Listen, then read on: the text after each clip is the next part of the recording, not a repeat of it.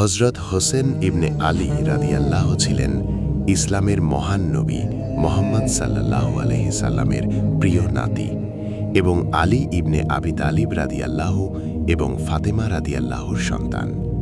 তিনি সত্য, ন্যায় ও ইসলামের আদর্শ রক্ষার জন্য নিজের জীবন উৎসর্গ করেছিলেন।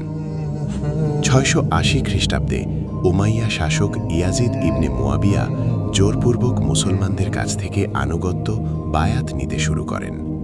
কিন্তু হোসেন রাদিয়াল্লাহু জানতেন যে ইয়াজিদ একজন অন্যায় ও অত্যাচারী শাসক, তাই তিনি সত্যের পথে অটল থেকে ইয়াজিদের আনুগত্য স্বীকার করতে অস্বীকার করেন।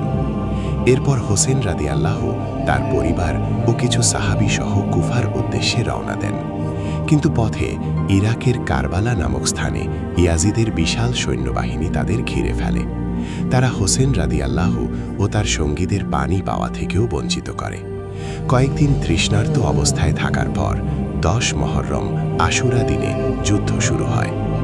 এই যুদ্ধে হোসেন রাদিয়াল্লাহুর প্রায় সব সঙ্গী ও পরিবারের সদস্য শহীদ হন।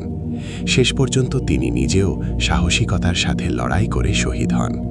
তার শহীদ হওয়ার ঘটনা ইসলামের ইতিহাসে একটি মহান ত্যাগ ও